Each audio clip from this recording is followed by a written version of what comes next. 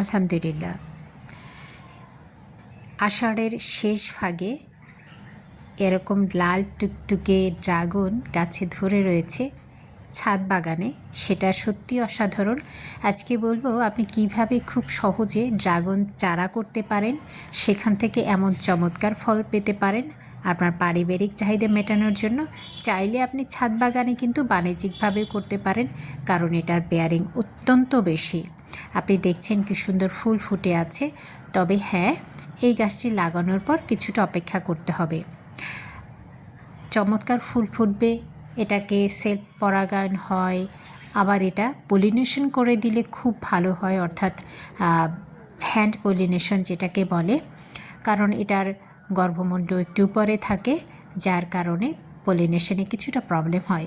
But আমার এখানে যে ড্রাগনটা দেখেছেন পেকে আছে, এটা মোটামুটি সেলফ পরাগায়ন হয়ে গেছে, আমি করে দিতে পারিনি।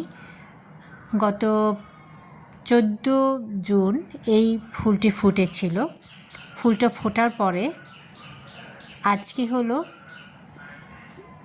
13 জুলাই আমি এই ফলটা পাচ্ছি।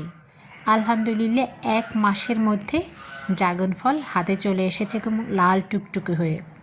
বাজারে যে ড্রাগন পাচ্ছেন সেটাও আপনারা ইজিলি খেতে পারেন, কারণ হচ্ছে ড্রাগন ফল খুব দ্রুত আসে এবং এটা পাড়ার সাথে সাথে খাওয়া উচিত না।